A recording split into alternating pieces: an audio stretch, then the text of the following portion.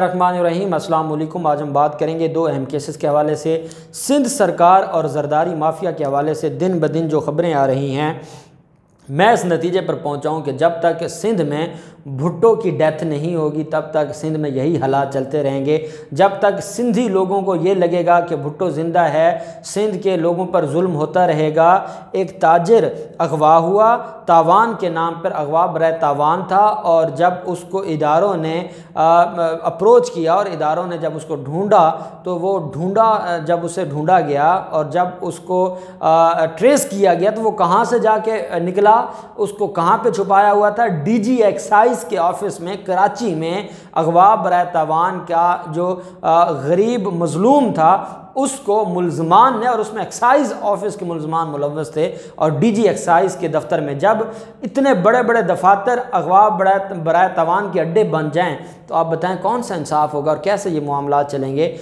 और मैं समझता हूँ कि ये इतना बड़ा स्कैंडल है कि इसकी बुनियाद पर मुराद अली शाह को शर्म आनी चाहिए और उसको रिज़ाइन कर देना चाहिए। ये कोई तरीका नहीं है। क्या तफसीलात हैं वो मैं आज आपके साथ शेयर करूँगा।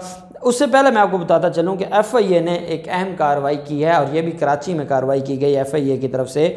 और गैर कानूनी कारोबार में मुलव्वस जो अहम लोग हैं, ये हवाला हुंडी के कारोबार में मुलव्वस थे और इनके खिलाफ कार्रवाई की है। एफआईए ने कार्रवाई की है जिसमें गैर कानूनी कारोबार में मुलव्वस लोगों को गिरफ्तार किया गया है। कराची का इलाका है डिफेंस फेज़ 2, उसमें छापा मार कार्रवाई की है जिसमें गैर कानूनी कारोबार और सरगर्मियों में मुलव्वस स्विस एक्सचेंज कंपनी के मैनेजर सुल्तान दामानी को गिरफ्तार कर लिया गया है। स्विस एक्सचेंज कंपनी है, वो फ्रॉड में मुलव्वस थी, वो हवाला हुंडी के ज़रिए कारोबार कर रहे थे, पैसे जो हैं वो रिकवर हुए, और इसमें कहा गया कि ये जो उसका मैनेजर था सुल्तान दामानी, इसको गिरफ्तार किया गया है। एफआईए का ये कहना है कि गिरफ्तार मुलज़मान लाइसेंस की आड़ में हवाला हुंडी के ज़रिए गैर कानूनी कारोबार और सरगर्मियों में मुलव्वस थे। ज़राए ने बताया कि एफआईए एंटी करप्शन सर्कल के अफसरान पर मुश्तमिल छापा मार टीम तश्कील दी गई थी जिन्होंने कराची के इलाके में ये किया, और इस मुलज़िम के कब्ज़े से हवाला हुंडी में मुलव्वस अशिया और दीगर दस्तावेज़ात जब्त की गई। मुलज़िम की तरफ से दरामद कुनिंदगान की जानिब से मंगवाई गई अशिया की अदायगी हवाला हुंडी के ज़रिए करके कौमी ख़जाने को भारी नुकसान पहुँचाया जा रहा था, और साथ ही इनको गिरफ़्तार करके थाने में बंद कर दिया गया है, और करोड़ों रुपए के डॉलर इनसे जो है वो कब्ज़े में लिए गए हैं। मुख्तलिफ़ ममालिक की करेंसी इनके कब्ज़े से ली गई है। कैश जो था करोड़ों में वो भी इनसे हासिल किया गया है, और एफआईए का ये कहना है कि ये एक पूरा गैंग था। इस पूरे गैंग को हम गिरफ़्तार करेंगे। मेन जो मैनेजर है, जो मरकज़ी मुलज़िम है, वो गिरफ़्तार हो गया, और बाकियों को भी गिरफ़्तार करेंगे और इनके ख़िलाफ़ जो कार्रवाई है उसको आगे बढ़ाएंगे।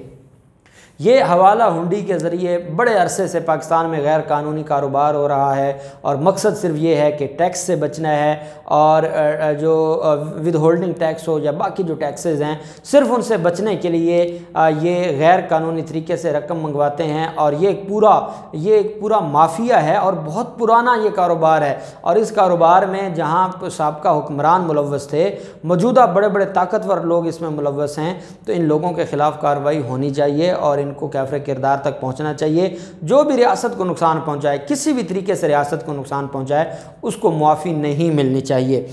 फिर जो मामला है अगवा बराए तावान का, और ये एक ताजर को अगवा किया गया था और उससे तावान तलब किया गया था, उसके ख़िलाफ़ जब इदारों ने कार्रवाई शुरू की तो ये कराची के इलाके में आई चंद्रीगर रोड, वहाँ पर ये वाक़या हुआ, और कराची पुलिस ने तावान के लिए अगवा किए गए मकामी ताजर को जो चंद्रीगर रोड है उस पर वाक़ डीजी एक्साइज के दफ्तर से बायाब कर लिया है।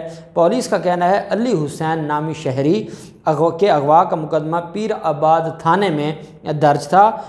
बेटे काशिफ अफरीदी की मुकय्यद में जो है वो मुकदमा दर्ज किया गया था। गिरफ्तार मुलज़मान ने गुज़श्ता रात अली हुसैन नामी शख्स को पहले अगवा किया, और फिर उसके जो फैमिली है उनसे 20 लाख रुपए तावान तलब किया, और 20 लाख रुपए तावान अगर नहीं देंगे तो उसको कत्ल कर दिया जाएगा और बोरी बंद लाश भिजवा दी जाएगी। जो उसकी फैमिली है, ये धमकी लगाई गई थी। दौरान तफ्तीश पुलिस ने मोबाइल फ़ोन की लोकेशन की मदद से आई चंद्रीगर रोड पर डीजी एक्साइज के दफ्तर पर छापा मारा, अगवा में मुलव्वस एक मुलज़िम को गिरफ़्तार किया गया है जिसकी शनाख्त जान मोहम्मद के नाम से हुई है और वो महकमा एक्साइज़ का ही मुलाजिम है। और ये जो महकमा एक्साइज़ है उसके डीजी एक्साइज़ के दफ्तर से ये बंदा बादियाब हुआ जो अली हुसैन नामी शहरी था। अब आप अंदाज़ा लगा लें, सिंध में जब तक भुट्टो ज़िंदा है उस वक्त तक वहाँ ऐसे वाक़यात होते रहेंगे। अंदरून सिंध का वोटर जितना जल्दी इस बुनियादी नुक्ते को समझ जाए उसकी नस्लों के लिए इतना ही बेहतर है, नहीं तो ये पहले वो ख़ुद बर्बाद हो चुके हैं और अब उनकी नस्लों को वो बर्बाद करेंगे। और इसका जो जब एक वक्त आएगा सिंध की और स्पेशली अंदरून सिंध के जो लोग हैं उनको जब होश आएगा और जब वो ये सोचेंगे कि हम क्या करते रहे, तो वो ये ज़रूर कहेंगे कि हमारे जो बड़े थे जो भुट्टो को ज़िंदा समझते थे और इस वजह से ये सारा कुछ होता रहा, एक काम वो ज़रूर करेंगे और वो ये होगा कि इन सारे के सारे जो लोग हैं वो इन अपने बड़ों को गुनहगार ज़रूर कहेंगे। वो कहेंगे कि हमारे मुल्ज़िम ये लोग हैं, वो ये कहेंगे कि हमारे गुनहगार ये लोग हैं। अगर ये भुट्टो को मुर्दा समझ लेते तो हम आज हमारे साथ ये सारा मामला ना होता।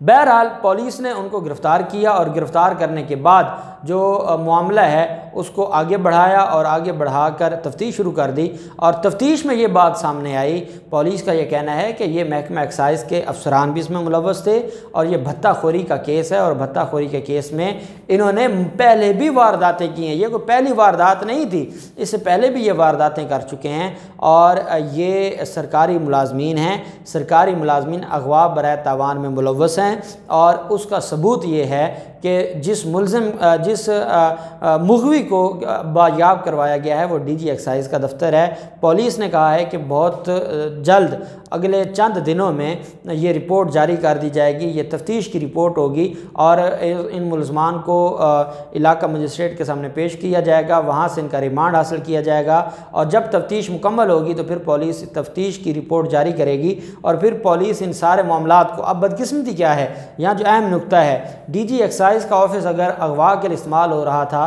तो वो मुराद अली शाह और बिलावल हाउस की मर्ज़ी से इस्तेमाल हो रहा था। अब जब उनकी मर्ज़ी से इस्तेमाल हो रहा था तो अगवा के जो पैसे, अगर वो पहले भी वहाँ पर अगवा बराए तावान का धंधा करते थे, ये एक बेसिकली कारोबार है, जब वो ये करते थे तो उसका मतलब ये हुआ कि उसके पैसे मुराद अली शाह को भी जाते थे, बिलावल हाउस में भी जाते थे। जब ये बिलावल हाउस और मुराद अली शाह को पैसे जाते थे तो वो इनको बचा लेंगे।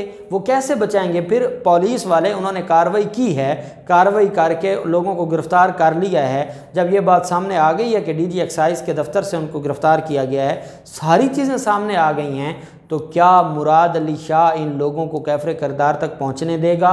क्या पुलिस इंडिपेंडेंट इंक्वायरी या तफ्तीश कर सकेगी? क्या पुलिस वाले इनको कैफरे किरदार तक या अंजाम तक पहुंचने देंगे? मुझे इस बात का शक है कि ये इतना बड़ा स्कैंडल है, जब सरकारी मुलाजमीन या सरकारी अफसरान इतने घनौने धंधे या जुर्म में मुलव्वस हों तो उसके बाद क्या बच जाता है। मैं चीफ जस्टिस ऑफ पाकिस्तान से गुजारिश करूँगा कि सिंध के हवाले से कराची रजिस्ट्री में आपकी बड़ी लैंडमार्क जजमेंट्स हैं।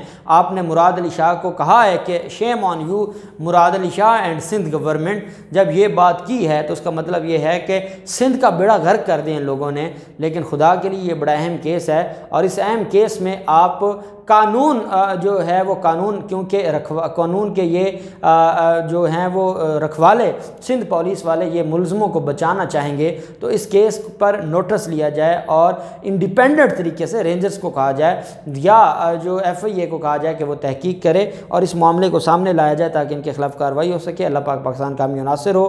बहुत शुक्रिया। अल्लाह हाफ़िज़। पाकिस्तान जिंदाबाद।